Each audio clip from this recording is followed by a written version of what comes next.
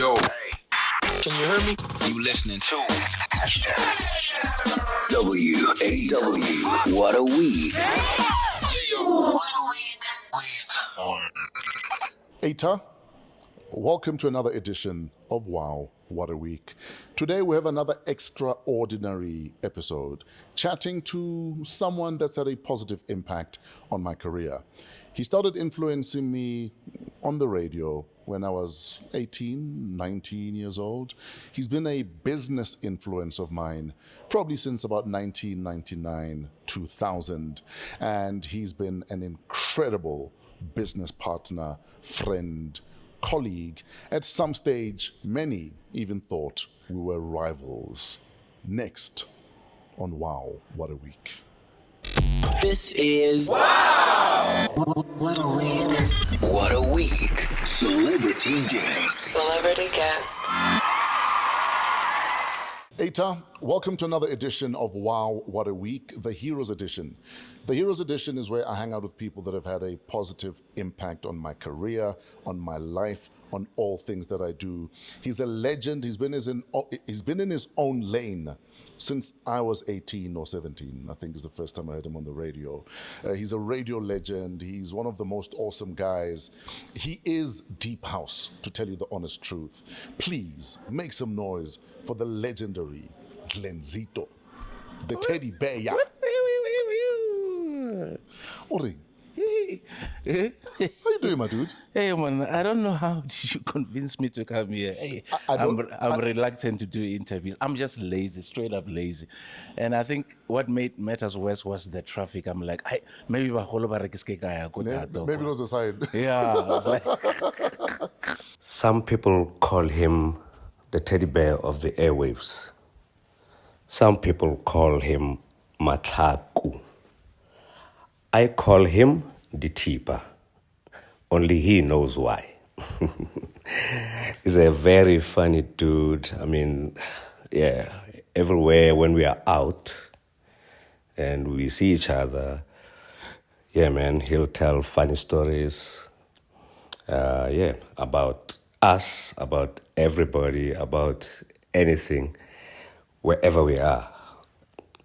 He's a very outgoing guy. I mean, I know that, sometimes even if he's not working, if he doesn't have a gig, he'll call and say, Vinny, where you at?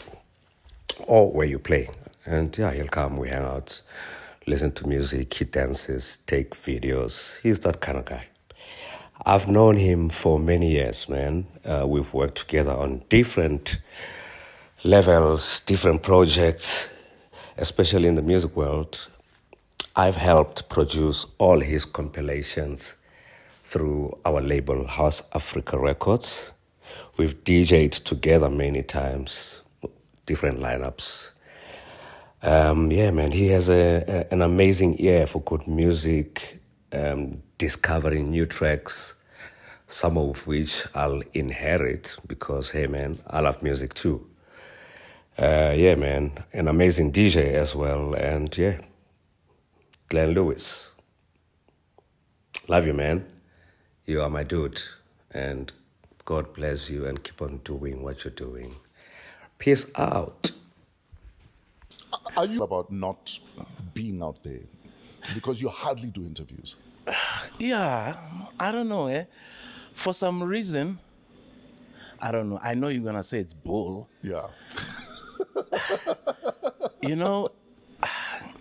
I actually look around me sometimes and I think, there are people who are doing more. So, why should I? What's so special about me? Yeah, because I know I used to have those arguments back and forth with Tim White, Yes, sir. Back in the days when we were doing compilations, and I would say to him, why don't we do a mid-tempo album? Let's just try it. Maybe we'll move about 2,000 copies. And Tim would be like, you just don't know. You know nothing. Yeah, you know nothing. And I think for me, I'm in this industry. I've always had, so much respect for colleagues and people around me. Yes, sir. That when I think about them, I get goosebumps. Yes, sir. And I always think, that there are people who are actually 20 steps ahead of me. Who are those people that give you goosebumps in the industry? Obviously, it will be you. It will be Thomas Msengana. It will be Unati. It would be Melanie, because I've worked with so many talented people. It would be Vinny. It would be Christos. Glenzito, Majopito. I met Glen in like the early 90s up in Mafikeng. We actually had a gig with the late Aldrin Uhotsi. There was massive gigs up in Mafikeng at the time, and Radio Bop was the station. What a station it was, and what a super DJ Glen was on that station. Actually met him, and we actually went to his house, and I remember it was the crazy days, actually set up the turntables on his stove. We didn't have anywhere else to set them up, so we set up the turntables on his stove, and we were playing tunes, and we kind of had a party, Glen was just like that. And funny enough, actually, when he moved actually up to Joburg, he actually was kind of my neighbor. So yeah, man, super guy, Glen Lewis. And what I can say about Glen, I always use him kind of as an example in my school. Glen is just an impeccable selector of music. I don't know where he finds these songs. This guy digs deep. He just finds just amazing music. He digs deep in every genre and just pulls out such amazing stuff. Even on radio, he has a big impact, and with dance music, and not just house, as well as hip hop, and just got an amazing ear, for music. Very, very special ear. I actually know two people, him and Vinny, that are just the kings of choosing songs, And I always love listening to his sets because I know there'll be that track, or those tracks that he's going to choose. And like I said, I always use him kind of as an example, because Glen took quite a while to mix, I don't mean it like in a bad way or something, but his music choice was so powerful, and he kind of always got away with it. And now he's on track. He's great mixer, great music choice, super DJ. What I love most about Glen as well is the fact that he can just take away his whole radio side and just bring in his club side. He could do a deep set, he could do a soulful set, he could do a dub set, he can do any set, man. And with an impeccable sound. He's my man. Much love. It would be more. The list goes on and on and on. And these are people that I follow. Sometimes they don't even know that I follow, because I'm that guy. So on weekends when I don't play, I go out to a lot of gigs. Sure. But I don't go to deep house gigs. Yes, sir. I go to piano gigs. Both you and Vinny Da Vinci. Yeah, Afro and piano, because it's different from what we play. Yeah. And obviously with me, I don't move around a lot. Sure. I'll stand in a corner, drink water. Most people don't recognize me. Sure. Or are not even aware that I'm there. Like the other day, you were doing a back-to-back. Yes, sir. Einstein, you were not even aware Were you there? that I was there. Oh, this guy. I was doing a back-to-back with the Begs in Terrace. Yeah. How Glenzito. This guy. So, yeah, listen, I appreciate almost everyone in the industry, and I have so much respect for them, and I don't know, So growing up in Soweto, yeah, you were meant to be a soccer player, yeah, but broadcasting happened. yeah. Who were the big soccer players at the time that There were so many. that you thought, I'm going to be the next, whether it was Ace Ntsoleng, Yeah. Teenage Dladla, or whoever? You've already mentioned them. You're exposing your age.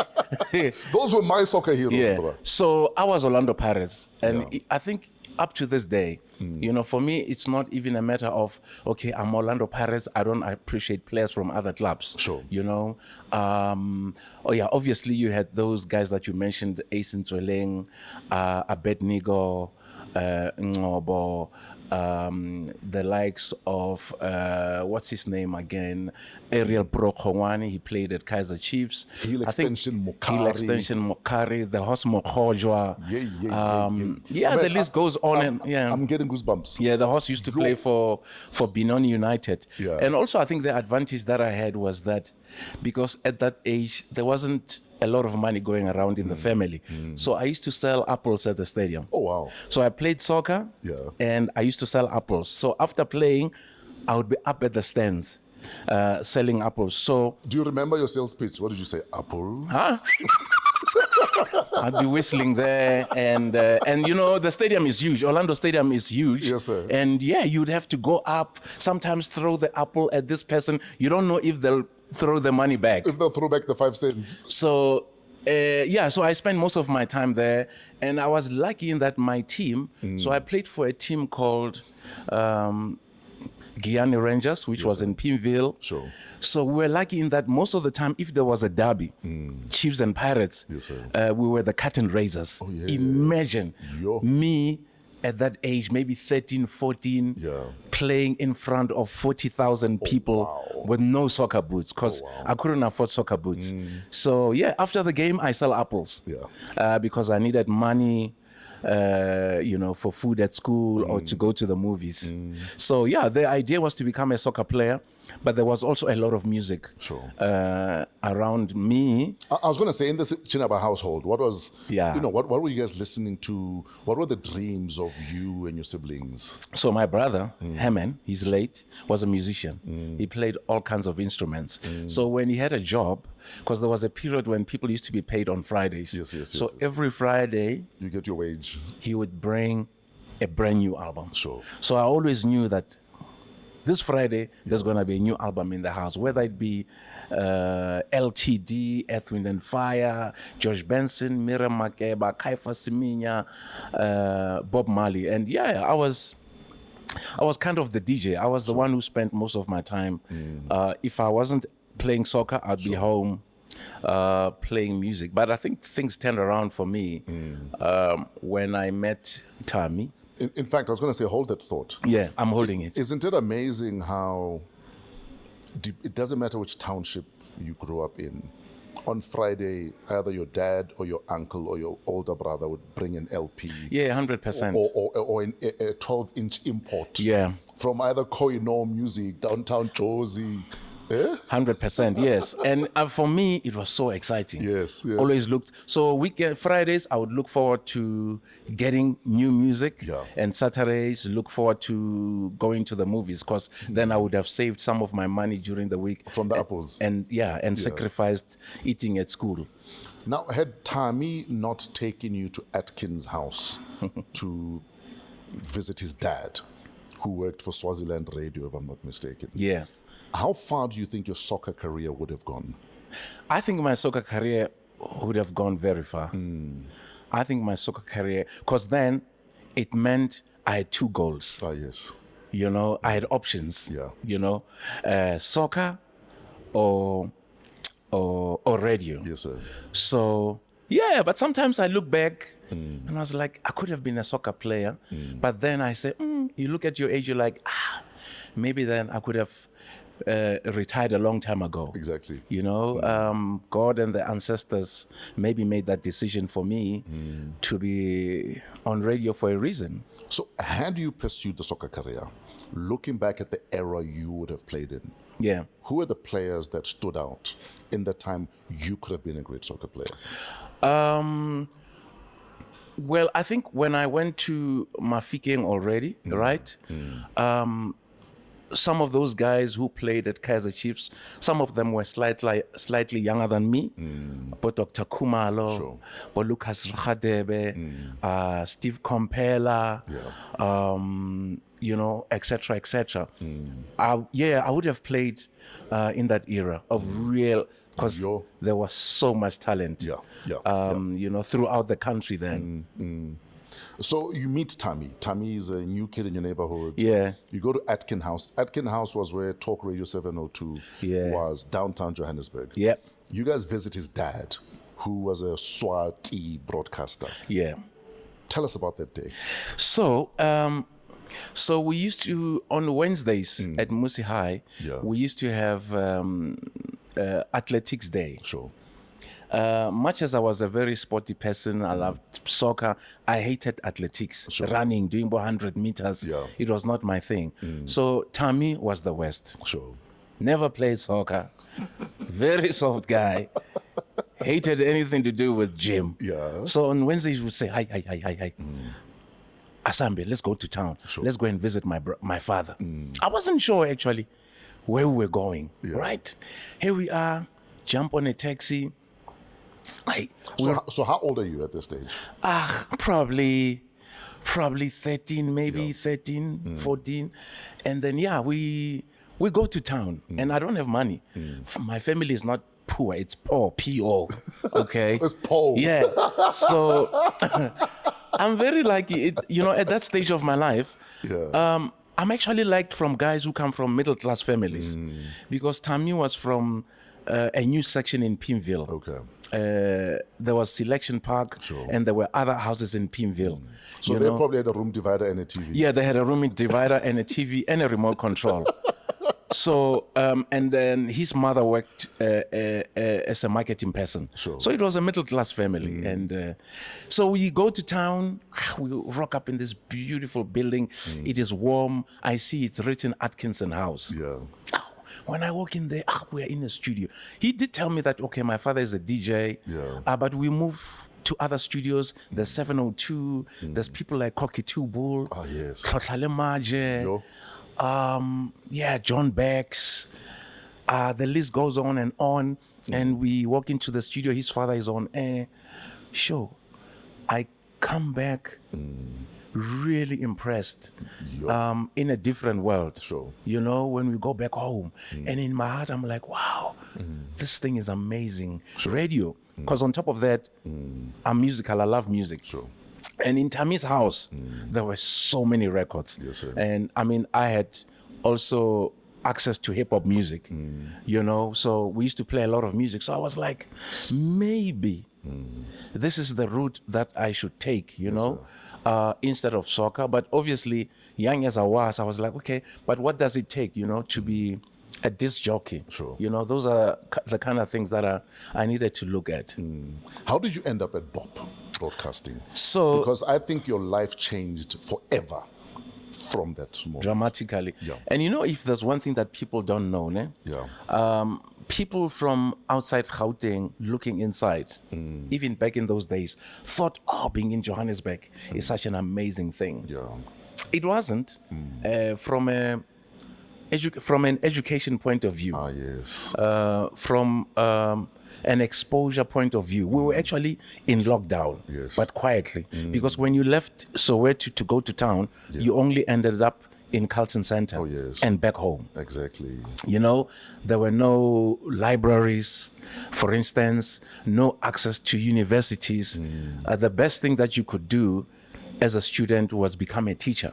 Would you say the parents that exported their kids to, say, Mabatu for education showed their kids that the world is bigger and brighter out there? The best thing ever, even though Thohoyandou was a small place, but in terms of education and learning. And that's why, whether you like it or not, you find that the corporate world in Gauteng, the majority of people who are in those offices, even in media, are people from outside Gauteng. The Eastern Cape, the Western Cape, Botswana, the Northwest. Because those people were lucky enough to get a better education. Because us being in Gauteng, we were really oppressed by the apartheid government. We were not even aware. I only realized that when I went to Thohoyandou, because you're asking me about the journey, how I ended up at Radio Bob. So when I wanted to be on radio, right,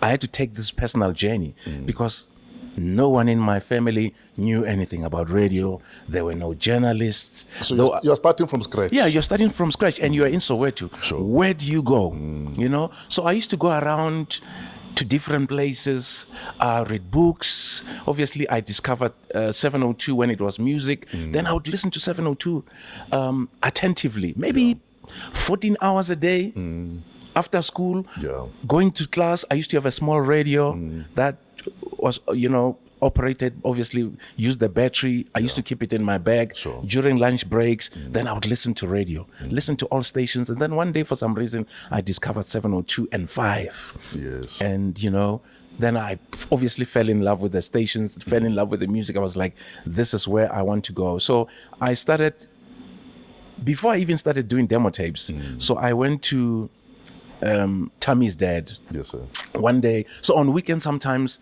they would drive to Orkney because his wife worked in Orkney. So they would take me with, like I was lucky. They would take me with. Then I knew, okay, I'm not going to be hungry this weekend.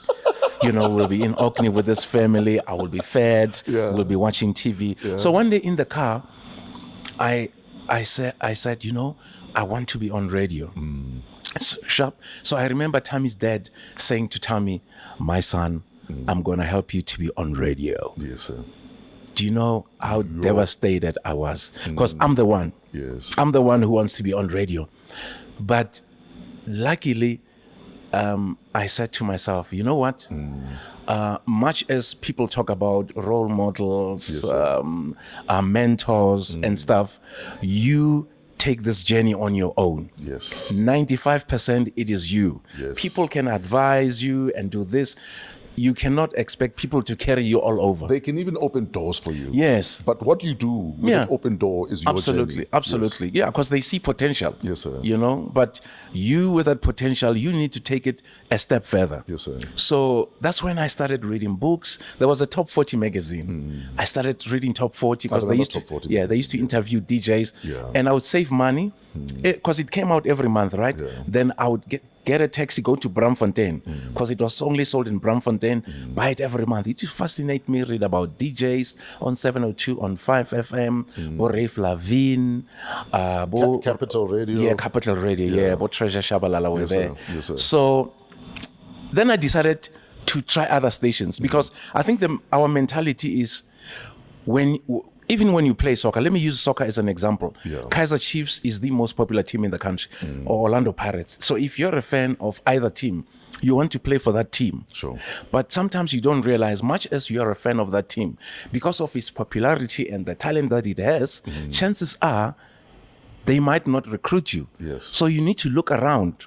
Be willing to cut your teeth elsewhere. 100%. Amazulu, other teams around you, Tata Bucks. So I was like, okay, with radio, maybe let me do the very same thing. And that time, Fresh, I have no one to talk to. Yeah. No one understands what I want to do. My family, my friends are like, but what are you? But DJ, but to be on radio, you need to either have a degree or have a teacher's diploma because that was the rule. I don't have the money to go to college, but I'm gonna get this thing. Yes, sir. So I identify these stations. Then I discover Radio Bob.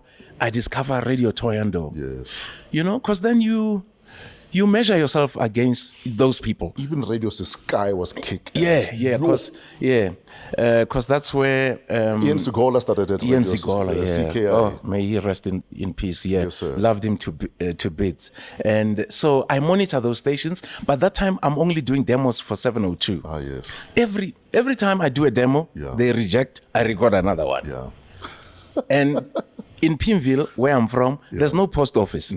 So I have to walk all the way to Orlando to get my mail. And I don't open it because I'm excited. I'm looking forward to the response. Like, I'll only open it when I get home. When I open it, they say, unfortunately, regret. You're still, new, but, keep going, carry on. And they would send me more scripts. So I carried on practicing, but eventually I realized that, okay, I'm improving, I'm getting better.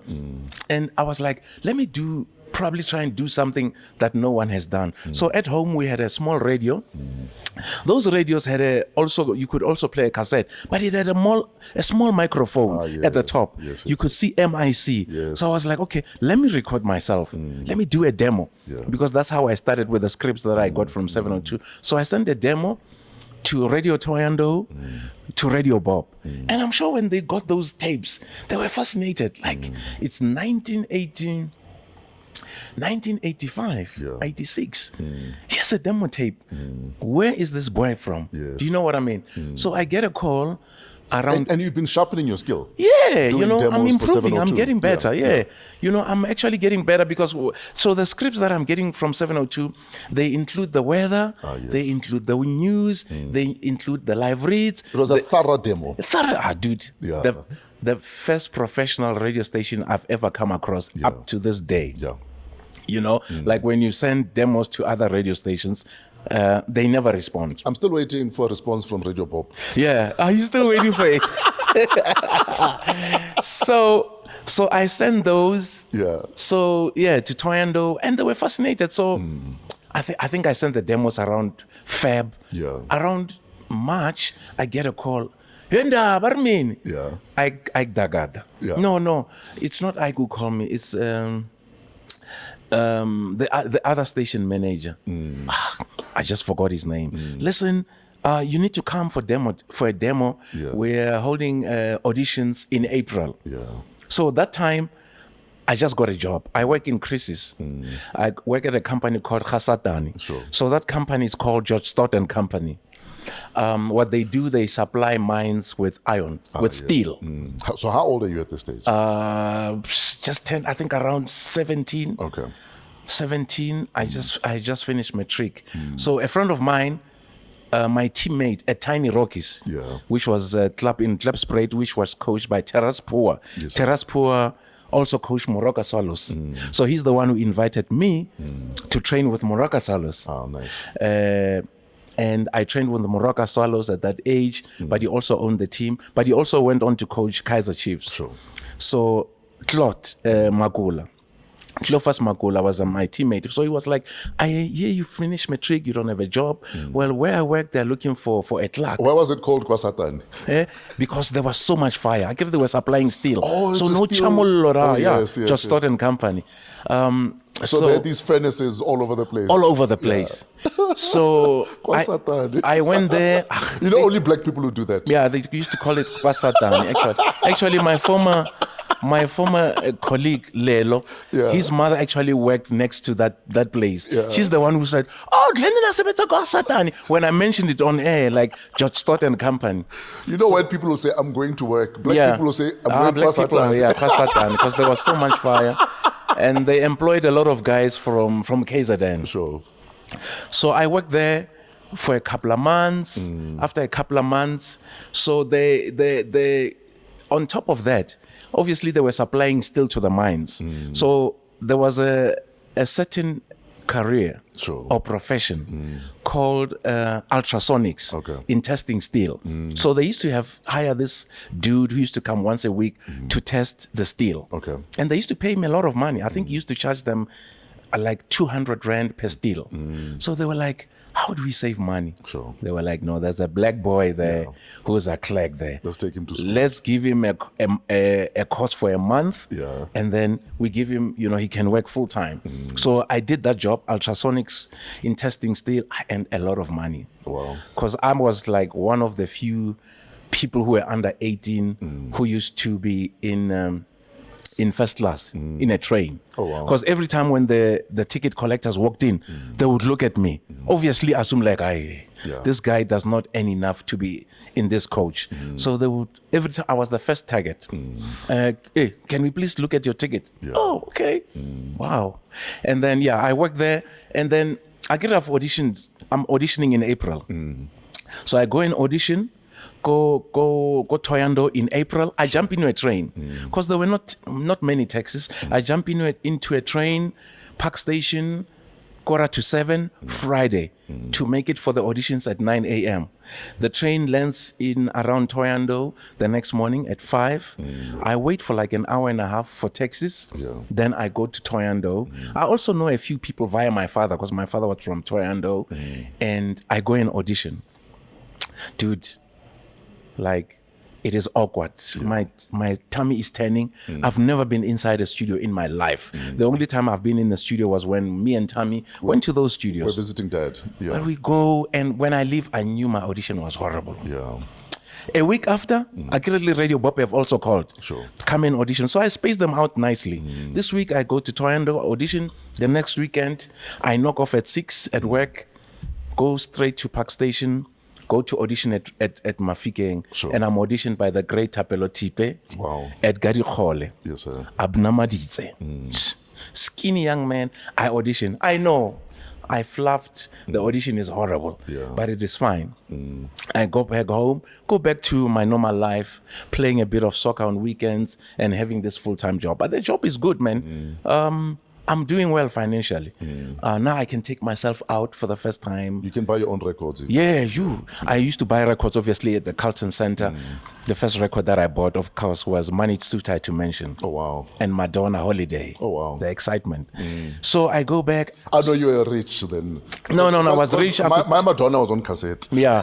No. I started buying vinyls. Now I was rich. Financially, I mean, the job that I had, weekly, I used to earn around 200 rand. That's a lot. Which was a lot of money, excluding bonuses. Yeah.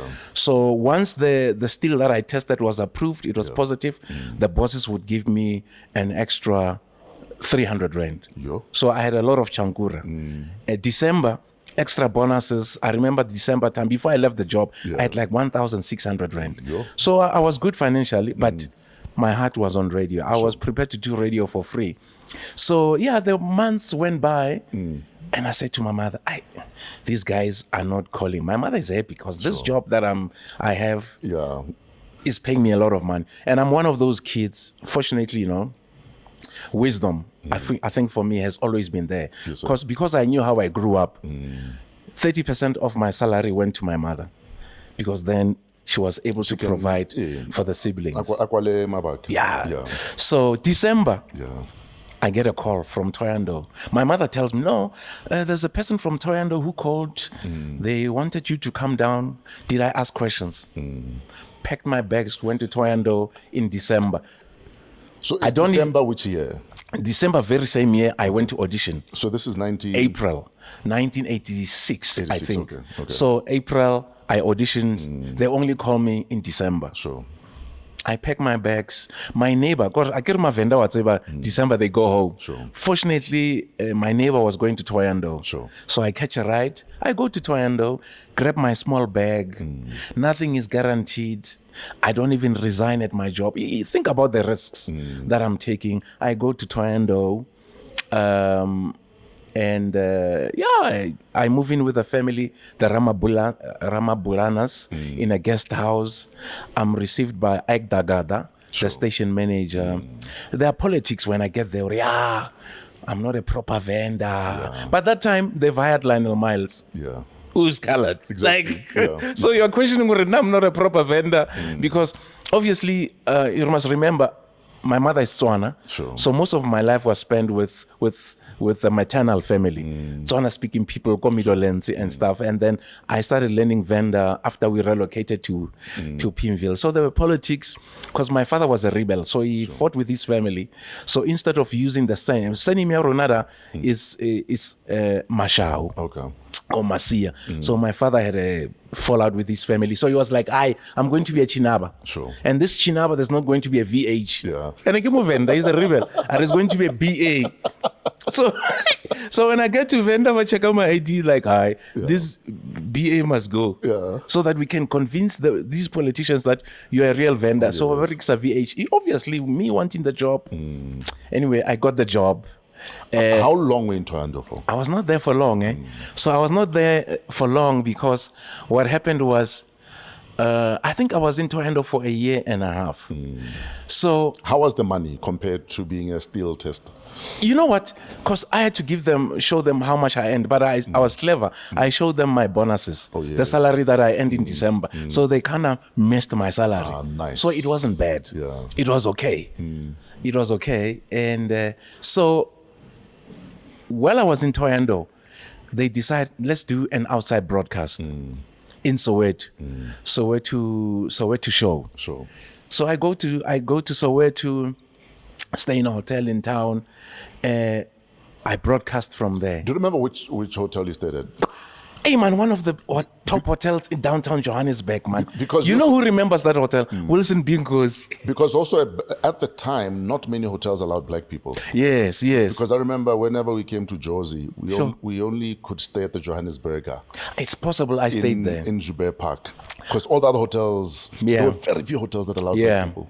Yeah, I think it must have been that hotel. So here I am broadcasting from the OB. Yeah. As I'm on air, I recognize there's an individual walks towards the studio. Yeah. So I recognize this person. Hey man, this is Tapelo Tipe Yes, sir. from Radio Bob. Who auditioned you a year and a half ago. Yeah. So after the link, I go out. Hey, we chat. Raymond, Haibo. Kana wena no tshwantse o bereke ko Radio Bob ke rai. Come on, I knew my audition wasn't the best. Yeah. And besides, first come, First served. yeah. I said to him, Toyando came first. They gave me the gig, and this is it. You need to come to Radio Bob. Yeah. So we exchanged numbers again. Within a month, they call me. You need to come to Mufftown. Okay. I go back to Toyando. And I thought they were joking. They send a letter, and I go to my bosses. I'm like, listen, I've got an offer from Radio Bob. And so Radio Bob is another level. Exactly. Radio Bob also has access to Gauteng. And of course, that's what I want. Yeah. You know, Or Transvaal. of course, Transvaal. And that's what I want. Yeah. So I tell my bosses, like, listen, I'm resigning. And I think that happened around June. I remember it was winter because I left my Toyando around July. Sure. How I got there, I can't remember, but I think I was transported by one of my friends from Venda, and we drove all the way to Mafikeng. Imagine the drive. Yo. So yeah, I paid him. So when I got there, it was just crazy. Obviously, meeting Bob Mabena, Bendigo, I mean, you literally walked into a radio station that had legends already. They already broadcast legends. Let me tell you, Fresh. And there was also a reason for me to be intimidated and be scared, and for my bosses at Toyando to be concerned. Because the first thing they said, do you know the talent this station has? Yeah.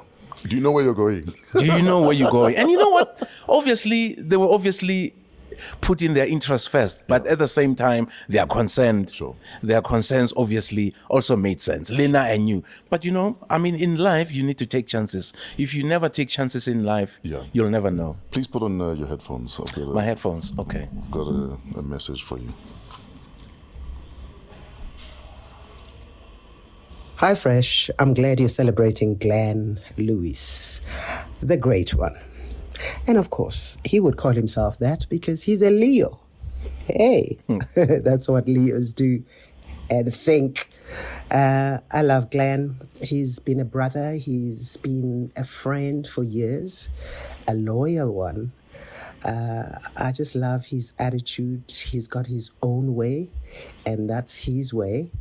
And look where it has got him today. His stubbornness has certainly put him at the top of the rank. And I'm glad for him for that. I've spent years with Glen back at Bob TV and Radio Bob, of course. Thanks to Glen that I got introduced to the UK funk and soul music. And I'm talking about the brand new heavies. I'm talking about Soul to Soul. I'm talking about Incognito. Glen was the man who introduced that music to a lot of people. And if they don't admit that, they're jealous. That's for sure. He used to play such amazing music at his house parties. It's the first guy I actually saw who had a whole, mixing desk, when he was DJing. And he's amazing. He loves his music. And, he's such an amazing soul. Glenn, I love you very much. I'm so happy for you that you're still keeping strong.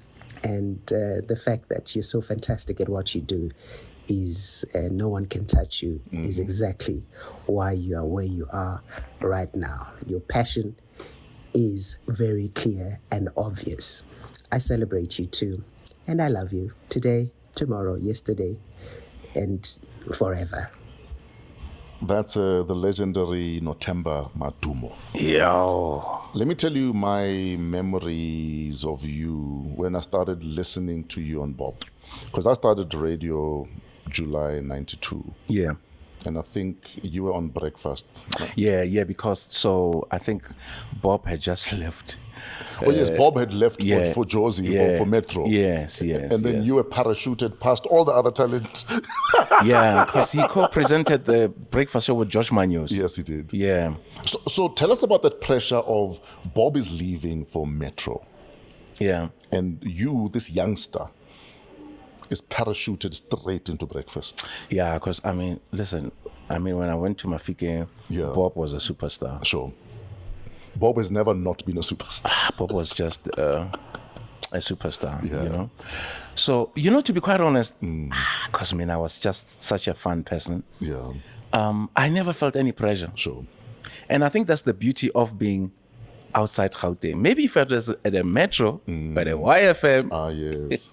it would have been a different story. But I don't remember ever being under pressure because I think, when your bosses believe in you and they are confident that you will be able to execute something. So there was no pressure because obviously as a person, I knew my weaknesses and obviously my strong points. Sure. And obviously I worked on my weaknesses, but not even trying to do what Bob was doing because our personalities are totally different. But to be quite honest, Tato, for me, what we do, there's no pressure. We show off. We want to show off. Do you know? Do you know what I mean? In fact, typically it's give me a chance, you'll see. Yeah, not in an arrogant way. If I've been playing clubs before you and you have to come after me, you're excited. Yeah. I'm going to show them, and I think what I've got. Yeah. That's what I appreciate about a lot of people in our industry. We have a coach put me on attitude. Yeah. You want to play the game. 100%. Yeah. Yeah. And it also, I'm saying it doesn't even come from you're arrogant. It also comes being confident, but from a good place. Yes, sir. So what I used to live for, because you'd be on Breakfast and then Nothemba would come on after you. Yes. And I remember, like I said, I'm new on radio. Yeah. And I used to listen to your show religiously because my parents own businesses. So I'd be up early in the morning to go open the shop. Yes. And I'd be listening to you. And I remember one link where Nothemba was taking over from you. And Nothemba said to you, Glenn, the gym is working, keep at it. So because I was such a fan of your work, in my mind it registered as, okay, so I must make sure gym happens also. Hilarious. The wildest thing is often people mentor you without you realizing. Dude, yes. And I look back at how you've influenced my journey, whether it was that simple link from Nothemba simply saying to you the gym is working, or from watching how you ran your business. The way you ran Skilo and Pebbles as a business is what inspired me to set up Big Dog Productions, for instance. And that's how me and you became business partners and started releasing music together. Yeah. And a lot of that is just mentorship without you realizing that person is mentoring you. So let me tell you, ne? Yeah. So you must remember, I wanted to be a professional soccer player. Yeah. And even at that age, I was disciplined. I don't know where the discipline comes from. Yeah. Maybe it's the God and wisdom. Sure. So even at that age, when I was 14, 13, when there were parties during the week and my friends went out, I still went to train. Sure. I would walk 5 kilometers from Pimville to Klapspruit to go and train. And so that seed was planted a long time ago that I need to be fit all the time for me to play on weekends. So when I went to Thohoyandou, even in Mafikeng, there were no gyms. But when I was in Thohoyandou, I know I used to jog. My boss used to be envious. He would say, oh man, cut that jogging and come and jog with me. I want to be fit. So, and I would run for kilometers. So I would run from, there's a place called Sibasa, Makwarela, right at the top of the mountain. I would run from Sibasa to the stadium. That's a distance. And can you imagine going up the hill? So when I went to Mafikeng, there were no gyms. So I used to jog every day. So fortunately, Jonathan Proctor, do you know Jonathan Proctor? He's the boss at Prime Media. Yes, sir. He was our boss at radio at Bob TV. So he introduced a whole lot of things. Even we had a new gym. In fact, Jonathan has always been a visionary. He's always been ahead of the curve. What a great guy. He's those kind of people that you want him to be your boss. Yes. You know? So So we opened a gym. So I used to nag Melanie and Notemba because they were lazy. I would say, listen, gym is open, come and gym. I can tell you, they came once and they never came back again. So that's where that story comes from. Because after the show, I would go straight to the gym. Absolutely. Now, one of my heroes on your breakfast show at Radio Bop was Aki. Aki was your traffic guy. Aki did traffic from the 702 chopper. But also did traffic on your show. Greetings, Fresh, and thank you so much for inviting me to talk about such a great legend and a man who's had an incredible impact on my career. And of course, I remember those Radio Bop days so well. And of course, the payoff line, the station with a mind of its own. My entire radio career I spent on 702. And in those days, 702 was on medium wave 702. Of course, Radio Bop was on medium wave 540. And if I stand to be corrected, Radio Metro in those days was medium wave 576, and there was incredible competition in those days. But I remember that lineup on Radio Bop, and what an incredible lineup of broadcasters. Of course, the man you have in front of you, Glen Lewis, Glenzito, but there was Titch Mataz, there was the late Bob Mabena, there was Aldrin Segalo Mogotsi, the late as well, Lawrence Tlabane, Notemba Madumo, who I had a huge crush on, and Tim Modise. And of course, working with Glen in those days, I remember the drive time and the Safe Drive show. I was doing the 702 traffic reports in a helicopter. So we would fly over Gauteng, and every 10 minutes I'd be broadcasting on 702. And we did a deal with Radio Bop in those days. And every alternate 10 minutes, I would do the same traffic report on Radio Bop, and I'd sign out, Aki Anastasiou, Radio Bop Traffic. And it was incredible working with Glen. I remember the first time working with Glen, and I thought, who is this crazy, funny guy, man? Because he had this incredible energy on the radio, and he was so unique and such a natural broadcaster. And that for me was one thing that really stood out about Glen. And then his music jams were absolutely legendary on Radio Bop. And that's what makes Glen such a rare broadcaster, because it's a difficult thing to balance who you are behind the microphone and who you are in real life. And Glen is the same real guy behind the mic as he is in real life. And that's why he had such a massive impact on my career, because I just loved how real Glenzito was on the radio. And remember, in those days, the guys were broadcasting out of Mabato in Bophuthatswana, and I never got to meet them for several years. And there was an event a couple of years later, and I was walking, and then I hear this guy going, ahe, ahe, ahe. I look around, and there he is, Glen Lewis in real life. And over the years, we've seen each other many times and bumped into each other many times. That was our signal. And what an incredible human being in real life. The same person on the radio, the same person in real life is Glenzito. And that's what I loved about this guy. And the one question I've got for Glen is, and I don't think there's one person in the world that has a bigger collection than this, but how many hats does this guy have? How many hats do you have? I never count. That's Aki Anastasiou. I don't know. People always ask me about hats and sneakers. I never count. Just like I don't know how many vinyls I have. I don't know. That's just enough. Is there a room for hats, a room for vinyl, a room for... Yeah. There's room for hats, for vinyls, and sneakers. Wow. We have one last message regarding your Bop days and then we'll move on. We'll bring you back to Josie. This is from Oskido. Okay. Oskido ke groot man. He pressed the record and then he waited 10 seconds. Yeah. I first met Glen Lewis in the mid-90s in Mafikeng. After our gigs at Letlamoreng Dam, we would often head to his flat for after parties.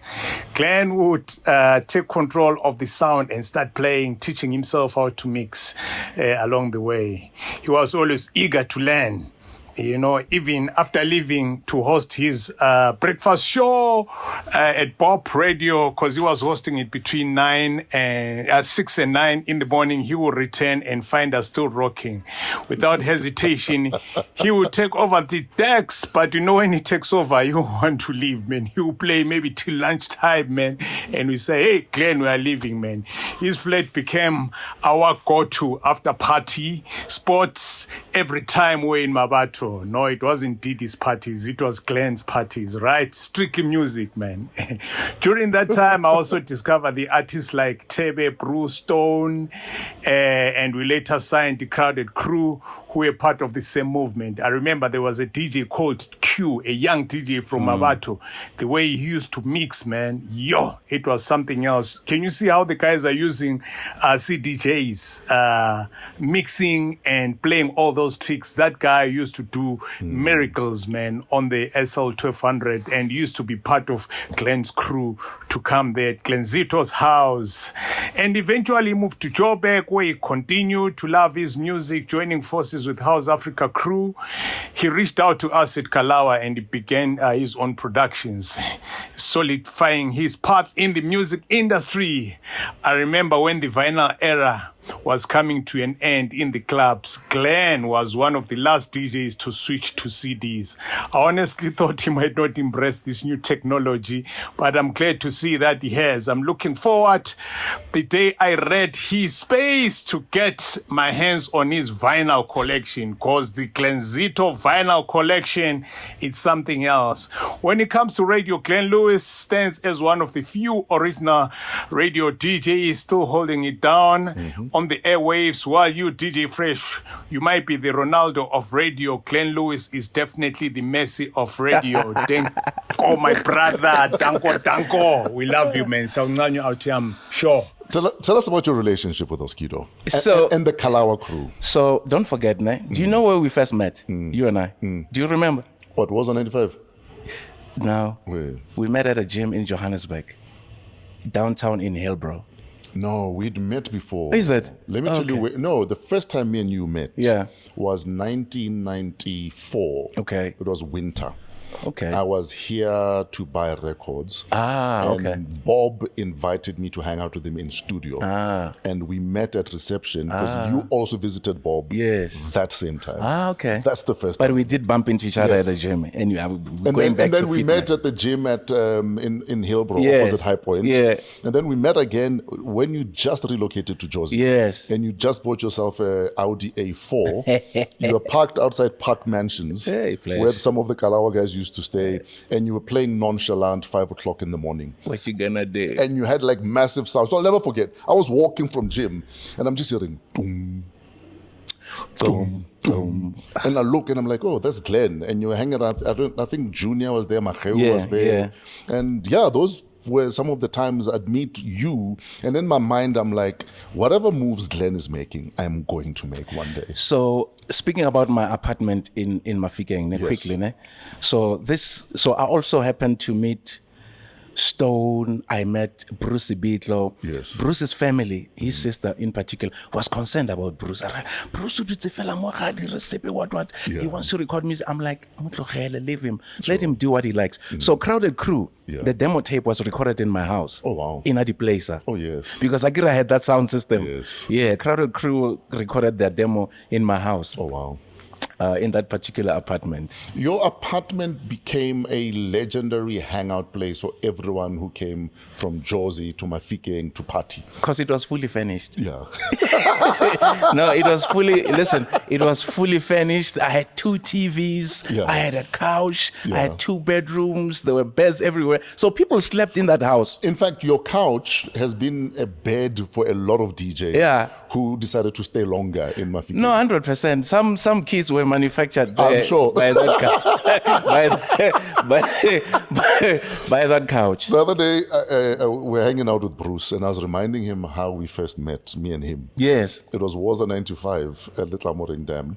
It's like 6 in the morning. We've been partying the whole night. Boom Shaka has a new group. Arthur has got like brand new music. And there's a girl who was backstage. And I'm busy chatting to this girl, macking this girl. And there's Bruce's girlfriend, his future wife. Oh, yes. I didn't know. I forgot the name. Disa. So Bruce comes and he just grabs her, took her wrist and walked off. I'm like, oops. Who's that guy? Why is he so angry? It's Bruce. It's Bruce. I was like, the world is so small. It is a small world. Yo. So you then, because when I saw you visiting Bob, winter of 94, I knew the writing was on the wall. I knew you were coming to Joburg. Yeah, because so when because now I love music, right? Yeah. And when it comes to sharing music, like I'm one of those people. If you want, because when you have a remix of mine, finally Michael Jackson. Exactly. I can't remember the title of the song. I know I do. Yeah. Anyway, so when in fact, I've got a couple of your records, but then we'll talk later. So when Bob came to Metro, because the Radio Bob library was amazing. Yes. The kind of music they had, Metro didn't have. Yeah. So Bob would call me, man, remix the Pasadinas. Yeah. Remember, I'm doing fine. I'm doing fine now. So I'd be selling him those songs. Yeah. So we used to share a lot of music. Tell us about the decision were you one of the guys that took the package from Bob? Yeah, no, I took the package. It enabled me to buy my first. I was never gonna buy a property if I had not taken the package. Yeah. My house in Lyndhurst. Because the packages were legendary. Yeah, like 300K. Yeah. 300K. So I bought that house, cash, boom. Yeah. And that was it. Sure. So I could see the writing on the wall, with the changes in South Africa, the elections, the negotiations between the apartheid government and the ANC. I was like, the AWB attacking Mafikeng. Yeah. Because when they attacked Mafikeng, I was in Mafikeng. I remember me and Aldrin Sekhale Mokhosi, we left in a puff, in a hurry to come to Johannesburg because we were scared. Because Sekhale had just bought a car. He was one of the first people to get to drive a Hyundai. Imported from Botswana. Yeah. They were assembled in boats, I remember. Yeah. So I could see the writing was on the wall. So one of Mabena's friends, Ken Modise. Ken Modise used to visit us in Mafikeng from time to time on weekends because Mafikeng was the place. So I said to Ken, "Hey Ken, maybe it's time for me to move to Johannesburg." He says, "Yeah, is it?" I'm like, "Yeah." So which show do you want to do? I'm like, "No, I can do any show. Sure. Even if you get me a show at night, doesn't matter. I'll do it." So we spoke, then and then I got a call from Kos Khadebe. Kos called me, come through to Johannesburg. I came to Johannesburg. He was actually the first station manager to ask me how much do I want. Oh wow. And it was overwhelming. Like, here you are, every job that you've had, you are told, okay, this is how much you're going to earn. Yes. And up to this day, I regretted why didn't I ask for more money? It's like, when you do gigs, when someone once asks for a quote, you always feel sorry for them, like, okay, how much do I charge them? Because you don't chase them away also. Yeah. Okay, so for instance, you'll say, okay, just charge them 20,000 and they come back quickly and say, give me the invoice. Yeah.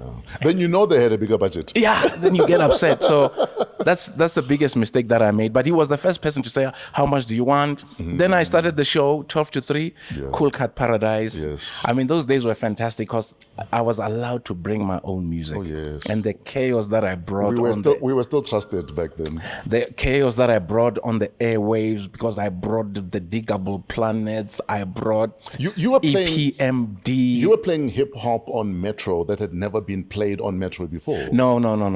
Not at all. Yeah. Like, I think that's the reason why even young people, especially those who were at varsity, started gravitating towards the station. Even at Radio Bob. I remember at Radio Bob, one day I move like this, I'm black like this, I roll like Tapelo Tipe calls. Naro Tamika. Yeah. I'm like, it's Tamika, the future Grammy award-winning band, the Diggable Planet. Absolutely.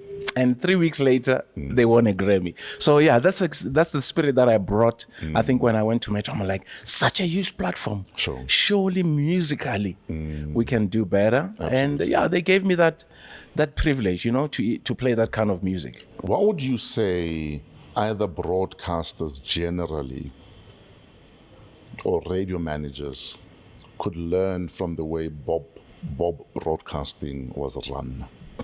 I think not only Bob Broadcasting, even YFM. Yeah. I think, it depends from generation to generation. You must remember, we were locked down. Yeah. We lived in apartheid South Africa where black people were not traveling. Sure. Didn't even have the funds to travel. Whereas white people were able to travel. And they learned so much by traveling, going to Europe, go to the US. And of course, they used to monitor those radio stations. So they knew better.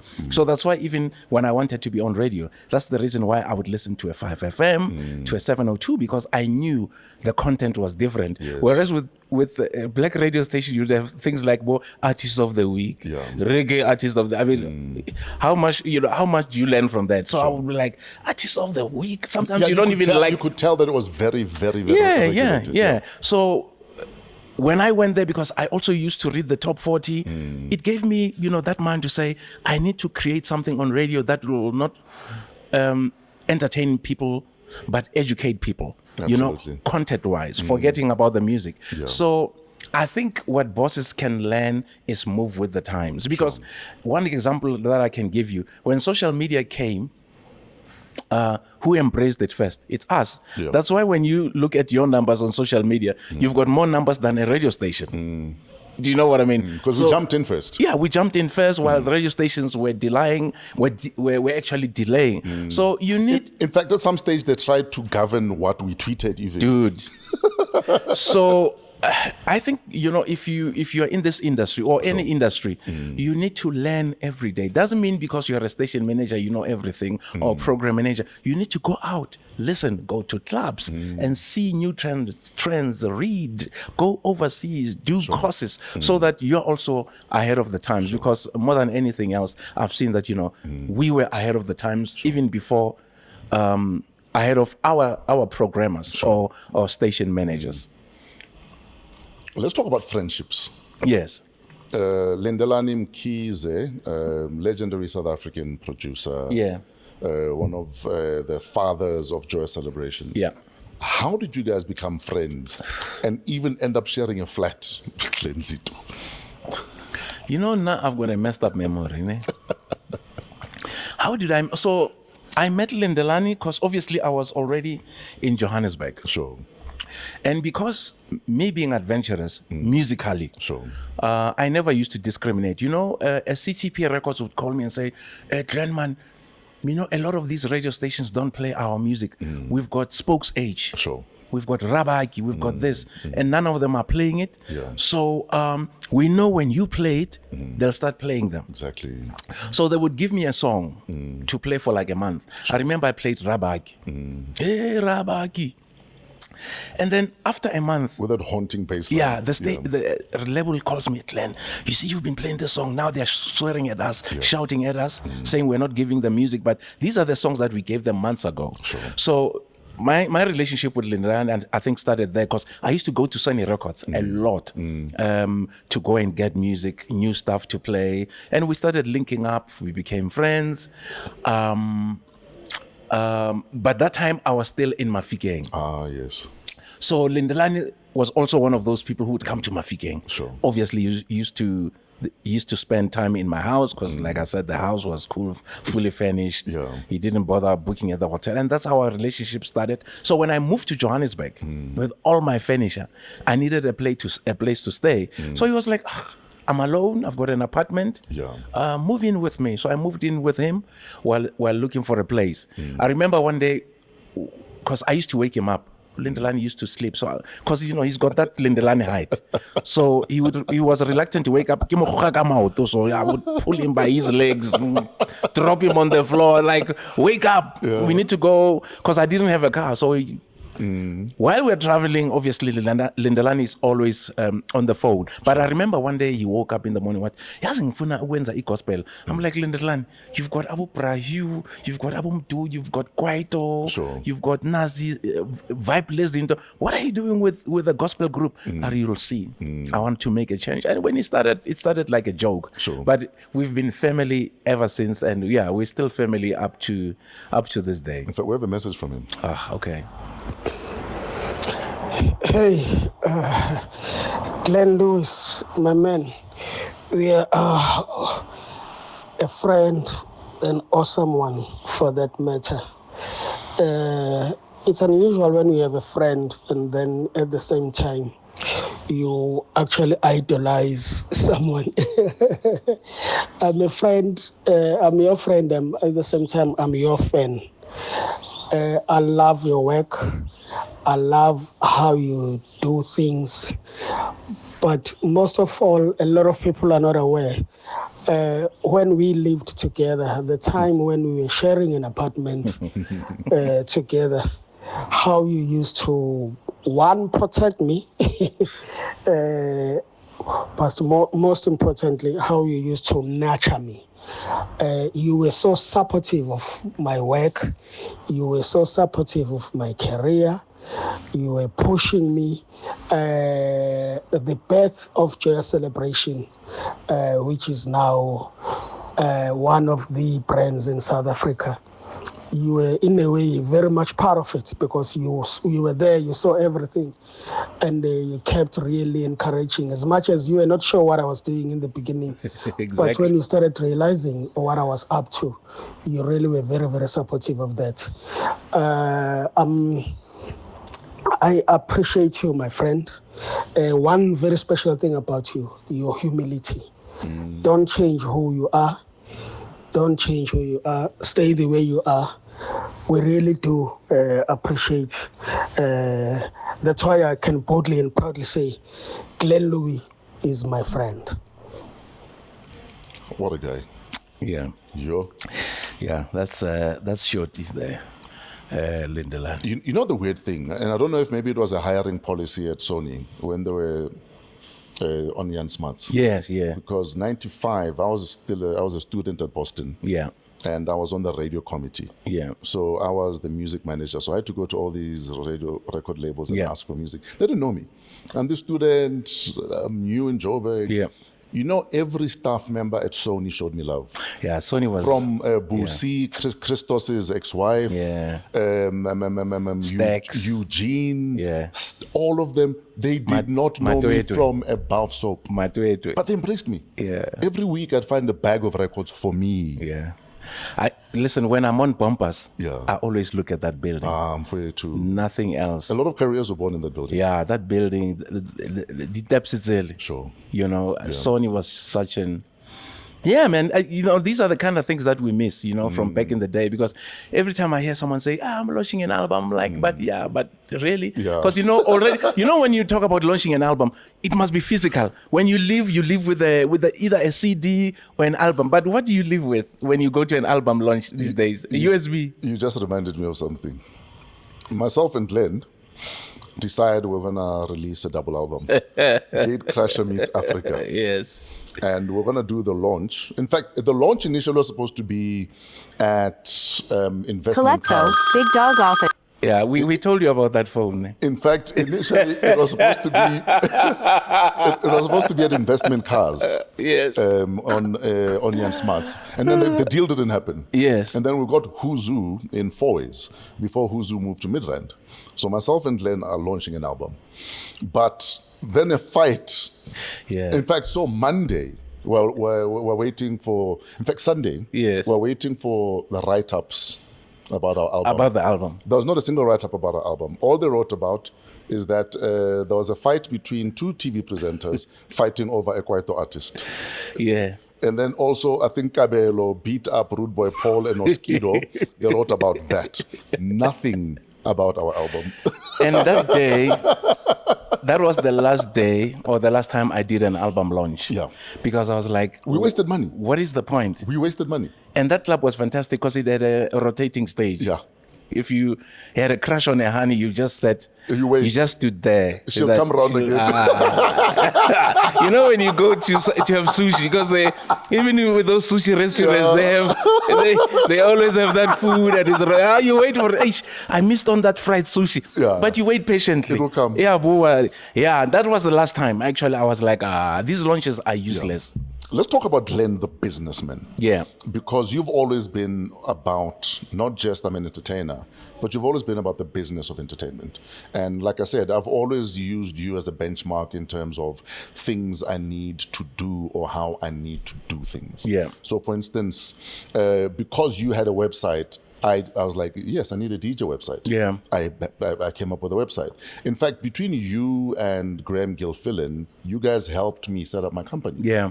And I remember my staff worked in your office at some stage to take notes. Yeah. Let's talk about that. Firstly, thank you. Thank you for being so gracious. In fact, I remember when I left House Africa because I wanted to start making my own compilations, and Tim was not willing to help me. You like, no, come, we'll work together. You even said to me, you know what, I've got a deal already at Carlo. You can release via my deal if you want. Yeah. And that's how I released the first Club Y. Yeah, I think a lot of people usually judge us from a distance. You know, someone can say something about you and already people make conclusions. Because I remember because the entertainment was so exciting, I was always willing, okay, who do I approach for a project? Do I go to Fresh? Do I go to... Because I was never embarrassed, you know, to go to someone. Because I think when we work together, you help the industry grow. Absolutely. And everybody, gets something out of it to say, oh, okay, this is great. Look at these guys. They're working together. Because sometimes... good example would be Prince and Michael Jackson, Brandy and Monica. People just come jumping, Lionel Messi and Ronaldo. In fact, for the longest time, people thought me and you had beef. I know. That we hate each other. We just had steak and lamb. Exactly. So they talk about Ronaldo. Kick-ass drive shows. Yes. That's all. So you have Ronaldo and Lionel Messi, right? And then when they take a picture together, people are surprised.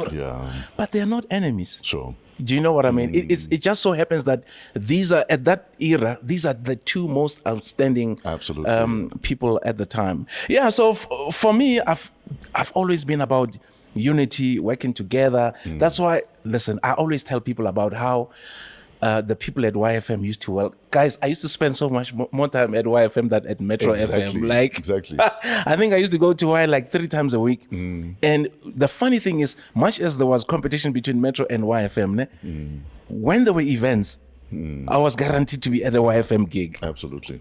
Do you know? Because my philosophy has always been, bread is bread. Sure. You can't change it. People know you exist. People know I exist. People know YFM exists. They know Metro will exist. So they'll make their own decision. Absolutely. You know, to which station do they listen to? Hi, Fresh. This is Glen's favorite Xhosa from the Xhosa Nostra. So what do I say about our Glen, man? I think for me, 3 things come to mind. The first one is his authenticity and upfrontness. I mean, it doesn't get more authentic or upfront than Glen. I've often seen people's noses go about face because he's going to say what he's going to say and he's going to be clear about it. But the good thing is that you never, ever not know where you stand with him. His directness is one of his greatest attributes. The second thing about Glen is his wicked sense of humor. He is so funny.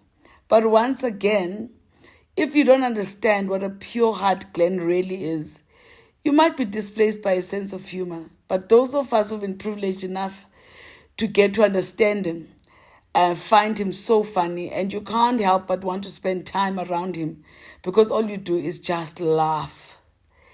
The third one, really, which is probably my most favorite thing about Glen, is his ability to have been able to balance and separate his home life and his work life. I mean, he's protected his home life or personal life with everything he has, and I love that about him. But has also been able to show up as the celebrity, the radio personality, the amazing musician that he is to the rest of the world. And I think that that's just an admirable trait because not everybody can balance those things. And to you, Glen, I know I give you more crap more often than I give you love. But today I want you to know I absolutely adore you, Standwa Sam. Yathandwa Ndim. Keep soaring, my brother. We're watching you. Mwah. What was the question again? The business side of Glen Lewis brand. Yeah. Well, Why was it important for you to formalize it? I think, yeah. The way you did. I think because at the time, no one was doing it. Yeah, at the time, you get a gig, you take the cash and you go home. Yeah, I think for me, the idea basically was to try and grow the industry. And it's not like I saw other people doing it in other countries. I think it's an idea that I had where, you know, I mean, first of all, I met Tira when he was a young boy.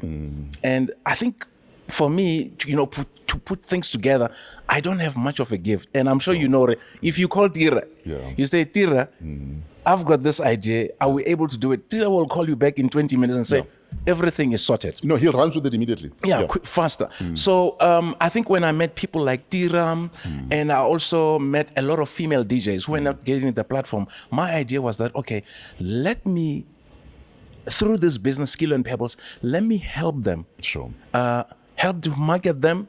If it means me taking a percentage from my gigs and giving it to them so that they're able to buy records, because records were expensive.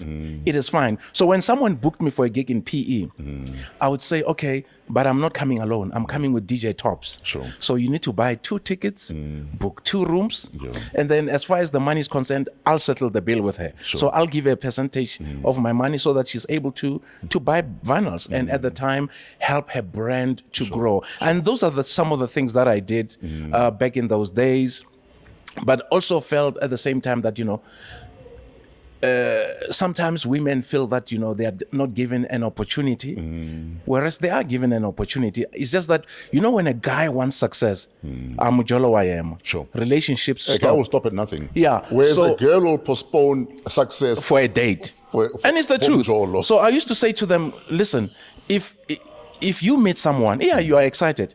Say, for instance, you do yoga between 6 and 7 every Tuesdays, and a guy says, okay, I want to take you out on Tuesday between 6 and 7. Don't be scared to say, no, between 6 and 7 I do yoga. Can we do 8 or 9 or before that? Sure. But most of them would be like, I choose to go on a date, and then you get distracted, you fall in love, you go out of the lane. 6 months later, the relationship ends. Now you want to come back, then there's new stars. The nice thing that I like about, no matter what people will criticize and say, okay, they do this, they do that.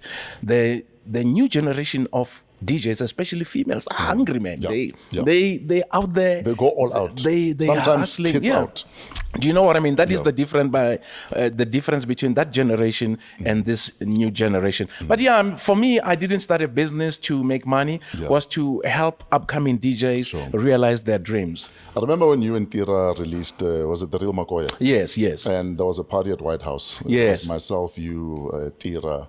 And like, guys, Tira is an operator. You know, I could tell Tira on a Wednesday, I'm free this weekend. In an hour, he sends me a flyer. We're at Tilt. In an hour. Tira is the king, guys. Tira is the kingmaker. I'm actually even surprised up to this day, there's not a single street named after Tira. Yeah. No, it's long overdue. Because what he did for Durban changed everything about KZN. So we're at White House, myself and Glenn are in the DJ box. Like the party's on. Then it was a time where, more often than not, if you're at a club in Durban, either a gun will go off outside or a gun will go off in the club. Yeah, 100%. We just said, pow, pow, pow. Myself and Glenn hit the deck. And I don't think the people, they were even bothered. No, people are chilling. Yeah. And the DJ box is right inside. So if we're running out, we're the last ones to leave. I mean, there was a guy called Goodman. Yeah. You remember a guy called Goodman? There was even a song called Goodman, and I would play that song. He would sing along. Yeah, I mean, you know what? I think for DJs, if you are booked for a gig in Sudan, you are going. Sure. I remember I used to get gigs in Alexander in the early 90s because Brian Baloy is from Brian Baloy is from Alexander. Yes. So Brian had a birthday party, and I remember going to that birthday party. Someone popped a gun. Yeah. As he was shooting in the air, they said, "Ah, Dlala." Yeah. continue playing. Don't worry about it. So it was just crazy. But Tira changed the landscape of KZN. KZN, I mean, is what it is because of the role that other guys played to actually change the landscape. It was suddenly user-friendly, was the place, the go-to place. Let's talk about radio now. Yeah. What are your views on the current radio landscape? Well, so me being very passionate about radio, unfortunately, I'm not that kind of person who had an ambition to be a boss. Sure. I don't think I'm that. I've got it in me to tell people, what to do. So I've always wanted to be on radio, and I think after all these years, that's why I'm still here. Sure. But my thing is, I've always felt that the people who run the stations are not adventurous enough, are not willing to change the landscape. One other example would be, I'm not doing enough to find new talent. And I think social media has made them even worse. Sure. Because then with social media, it's always easy to open your Instagram, see someone and say, this person is talented enough. Let me give him a radio job, And it also with radio, it's like the gigs are given to, especially with females, you need to look a certain way to be on radio. Whereas there is so much talent that is not given a chance. That's why earlier on I did mention that, as a program manager, as a station manager, because this is your job, you don't even have to rely on your bosses to improve what you do as a station manager, even if it means spending your money and learning what other stations and what other people are doing in other parts of the world. Yeah, what are the trends? What are the trends to run a radio station? I don't think in South Africa they just do enough to find talent.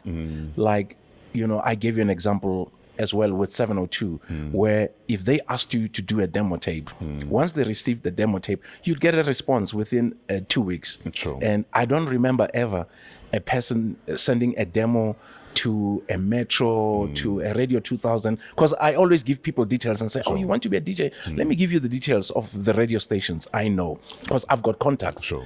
I don't remember anyone calling me back to say, no, they did call me back, they responded, none of them. And I just don't think the bosses at large are doing enough to recruit talent. But also at the same time, I think as the talent, we also have a responsibility to do our homework, to make sure that when you go on air, people gain something and you become unique. You also need to be unique, much as you are influenced by other people. When you go on air, you need to tell yourself, this is me. This is my personality. What is it about you that we must listen to you and not the other show? No, 100%. Because you might find that a majority of us, when you're with your friends, they always tell you, dude, your personality is awesome. But you forget about your personality. When you go on radio, you are a presenter. Your tone changes. You do things differently. And when we spoke to Aki, we're talking about the traffic. I mean, it was just amazing how a traffic update became so popular. My man, I tuned into your breakfast show at Radio Bob for the traffic update. 100%. Because of your interaction. 100%. Because even when we do the weather, wherever I go, if they say, okay, we've got a quiz or we've got the weather, I always say to them, okay, how do we make this weather sound unique? How do we make people listen to the weather? Or the traffic update, because it's like traffic, it's a traffic update. I don't believe that you just have to do the traffic and just make it special so that people gather around to say, hey, this traffic moment, it is so special. It's unlike any traffic report on any other station or this quiz that we have. Even when I was at Metro, Nabo, Melanie and Unati, we used to have a quiz, between me and Melanie or Unati. And when we had that quiz, we used to fight on air and listeners used to look forward to it. Even now when I went to to Kaya, because Umakumalo had a quiz in the afternoon, Nabos Kumba, at 5:30. She would ask a question, and the listeners would obviously send a voice note or call or WhatsApp. I was like, we must also get involved as a team. Exactly. Because then once the team gets excited, we get emotional. When I lose, I don't want to lose. So when I lose, I get emotional. There's no excitement, but it has made that feature very special. So anything that you do on air can be made special. You just need to think out of the box. Out the box. Leaving Metro, nationwide, massive brand for Touch HD. Leaving Radio 2000, probably the biggest reach in the country in terms of transmitters. In fact, I'm sure Radio 2000 reaches the moon. The way it reaches everywhere. Boy, now, when I drive into Botswana, wherever I go, half of bots can pick up Radio 2000. Easy. If you're driving along the east, you can pick up Radio 2000. Anyway, so leaving a Radio 2000, like I said, massive reach for Ekaya regional. Tell us about the thinking behind those moves that you made. Listen, when I decided to leave Metro, I knew it was going to backfire. It was going to going to piss off my friends, piss off a lot of people. But I think it pissed me off because we were together in Miami that week, and you said nothing to me. I said nothing. I said nothing. I come back, Sbongile is like, oh, Glen has left. We need you at Metro. I'm like, what do you mean? I was with Glen last week. What do you mean he's left? I was with Fistas. I was with Clifford because I knew the consequences, of leaving Metro and going to Touch HD, because I remember I even spoke to Randall. I'm like, Randall. Randall is like, man, what are you doing? But I think, listen, whatever move you make, I think it's always good to talk to people. Sure. Even when you've made that decision. Sure. Going against their wishes. You've spoken to them, but it's a decision you make on your own, because I felt at that time I had done enough. At Metro, we had reached the ceiling. I also kind of felt that management just did not do enough to promote our show, because I think, hence, we're talking about management, how management does things, relying too much on air talent to bring the numbers. Sure. When the numbers go down, you blame the talent. The question is, what do you do as a station? I always and when the numbers go up, you take the credit. Of course, the station takes the credit. Yeah. So when the numbers go down, a finger is pointed at you, you lose the show. The funny thing about it as well, what also pisses me off about being called the leader of the show, is that no one takes accountability, but only you. Sure. The guys in the music department, do they get fired? When the numbers go down, they're still there 20 years later. In soccer, if the numbers suck, the coach goes. Yeah. The guys in the newsroom, do they go away? Yeah. The guys in the sports department, do they go away? You, the voice of the station, take responsibility for all. So I took that risk, and going to Touch HD for me was like, I've been presenting for so many times. Yeah. I also maybe need to be on my own. Yeah, I need to go back to basics. Yeah, I need to go to basics and see if I still have it. Any regrets about that? Yeah, and it was a risk, because you're going to Touch. Yeah. Touch. It's an online platform. There are no guarantees. Of course. And also, Touch is very. Touch is a move. Touch is a move. Touch is the Jabu pool of the 90s.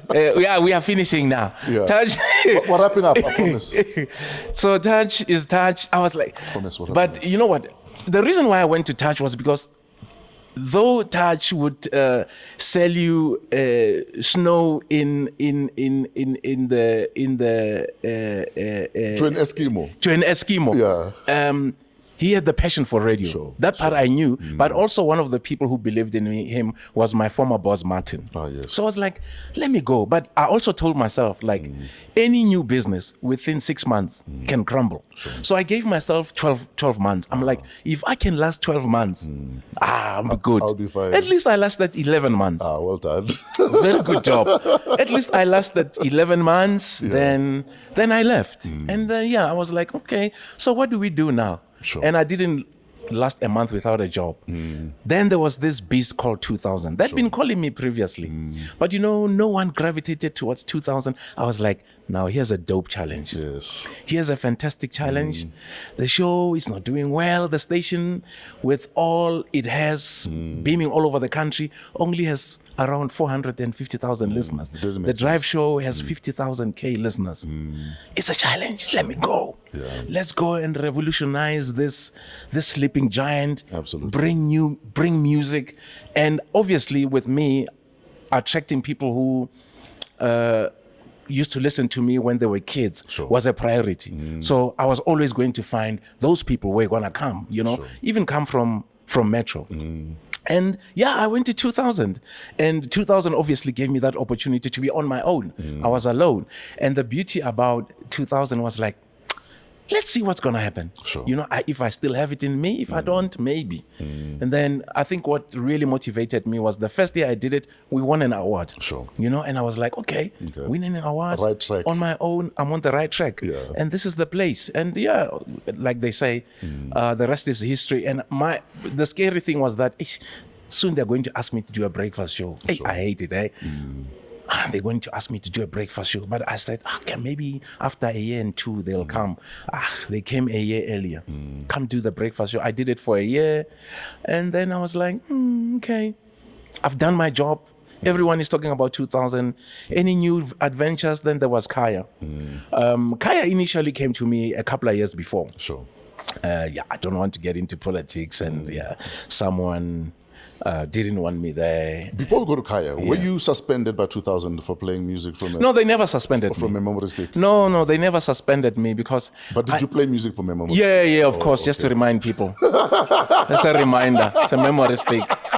It rubbed people the wrong way, some people. And then... Yes, you know what? And that time you probably played a song that was hotter than what was scheduled next. A super song. But you know what? People make mistakes. I think maybe all we needed to do, or management needed to do, or this individual needed to do was like, no, man, please give us a reason why you played it. Not confront me while I'm on air, because I had an issue with someone coming. In fact, Management 101, let me finish my show first. Yes. Full stop. Yeah. Unless someone has died. Yes, you of do course. not interrupt. Or there's an emergency advert or something. There was no sport, there was no advert, it was just a song. Wait until I knock off, and then we talk about it. Then you make a decision. You can't even... Because now I'm not known for making mistakes. I've never been suspended before. So it was one of those things. And I think we had an issue with a song. Fortunately, I had an USB. And sometimes people forget that one day, that entire computer can crumble. What do you use? A USB. So if I run to my car and I play the USB, are you going to suspend me and say you played music from a USB? You won't. So that was the issue. But I was never suspended. They tried. They leaked some information to the media. The media started writing about it. I got calls from the media, but as always, I never responded. Because, I'm the only one Glenn responds to, as you can see. So the media called me. I was like, no, there's no need. So I didn't. So it was done and dusted. We're out of time. Hey, as you can we see, are. They're shouting, and you have a radio show to get to. What's left on your list of things to do before the good Lord summons you? Because you've done pretty much anything and everything someone in your shoes would want to do. What's left? One thing that I've been pursuing for quite a while, I've had meetings with a lot of people, is having my own radio station. I think this is something that I've been pursuing for a couple of years. If there's a dream that I really want to become a reality, is to have my own radio station. And it will probably be the best radio station after Radio Bob and YFM, revolutionize everything that is done on the radio. I'll probably be that boss who says, no, every hour you can play 3 of your songs. You can do this, you can do that. That's the kind of radio station that I want. But because it's one thing, it's called personality radio. But you're not allowed to express your personality via music. It doesn't make sense. I think the funny thing, I always fight with bosses. I'm like, guys, you are giving me a microphone, which is so dangerous. But you can't give me one song. It's the craziest thing ever. Like, you are giving me a weapon, literally, because when there's a takeover in the country, when there's a coup d'etat, where do the soldiers go? Radio station. To the radio station. Because It's communication. Everyone is listening. So if there's one thing I really want, it's a radio station. It is a radio station in Gauteng, because I want competition, because here it's dog eat dog. Sure. That's where you want it.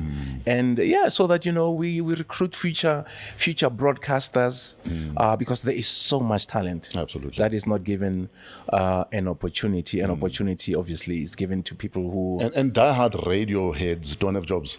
No, because opportunities most of the time are given to people who are superstars on social media. I mean, if you have 1 million followers on Instagram, they hardly ever bring them on radio. Sure. You still look at the numbers like, how? Yeah. But this person has 1 million on Instagram. But none of them are listening. Yeah, because people follow you on Instagram for different reasons. Sure. Either you're controversial, or you've got 1,000 Gucci bags. Or you've got nice tits. Or nice bum.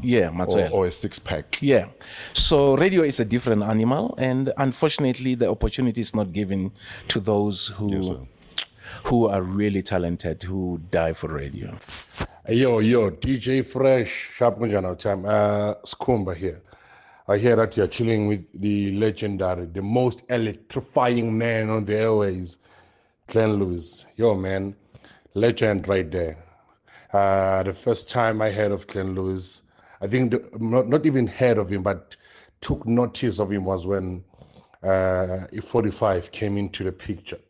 And I'm like, because everyone was playing house, and then he came in, slowed it down nicely, because I come from a Tembisa where there's Abu DJ Fingers, and then there's Abu Dor Santos and the late Josie de Monk. But what Glen Lewis came and did with the 45 took it to another level, and I've been a fan since. Now working with him, I mean, I'm learning something new every day, and just want to say, yo, Glen Lewis, jokes aside, Auchami, you're one of the greatest to ever do it. And having you in just my space is just a blessing for me more than anything. So keep rocking my outie, keep doing what you do. You are loved, appreciated, and still an air soul. Yeah, I said that. So enjoy, gents. Ta fresh. Voila. From your mouth and your heart and your mind to God's ears, that radio station will happen. Is it? And you will call me and say, oh, Flip, I just signed. Watch when. I'm watching. Ladies and gentlemen, incredible dude. Please make some noise for Glen Lewis. Thank you for being an inspiration. Thank you for always being gracious. Where I needed help, you were there. When I needed to release brand new compilations, you were like, I've got a deal with Gallo. You signed a record-breaking deal with Gallo when no DJs were signing deals like that. Yeah, because I remember Leslie, the journalist, called me. What figure? 7 figure, what? Yeah, I'm like, nah, I don't know anything about it. But like I'm saying, though, the fact that you didn't have to say to me, come, let's work together. And also, it's at the height of people thinking me and you have beef. Yeah. But you're like, no, come, let's work together. I've got a record deal, and we can actually squeeze you into the deal so that you make decent money yourself. So thank you for that. Yeah, I hope politicians would operate the same way. Absolutely. Like, there are things that are happening on the side, but there are priorities as well. Absolutely. Thank you so much for your time, eh? Yes, sir. Yeah. Love and appreciate you, brother, man. I love you too, hey, man. I'm saying, and I love you to another brother. I love you, hey, man. I love you and I appreciate you, man. I know how you protect me at gigs and how you introduce me. When you're saying to people, please clap for Glen. How about, Scammer trailer blind. Clap. Much appreciated. Ladies and gentlemen, the legendary Glenzito is about to leave the building. Ndawiyandu. Pula. As we wrap up another episode, hanging out with someone that's had a positive impact on my career. Thank you for tuning in. The next guest will be Oskido Oskido said, my man, let's do 3 or 4 weeks. So depending on which week Oskido agrees to come in, we'll have Oskido back here in 3 to 4 weeks. Coming to you from AMP Studios, downtown Johannesburg. We're part of the Africa Podcast Network. Email waw@africapodcastnetwork.com. Get in touch with Pezulu Works if you're looking for world-class cinematography. And shout out to Otis the Floor Fraser for all of our imaging. Our executive producer is Kelezo Mudisakeng. Till next week, have a wow week in spite of yourselves.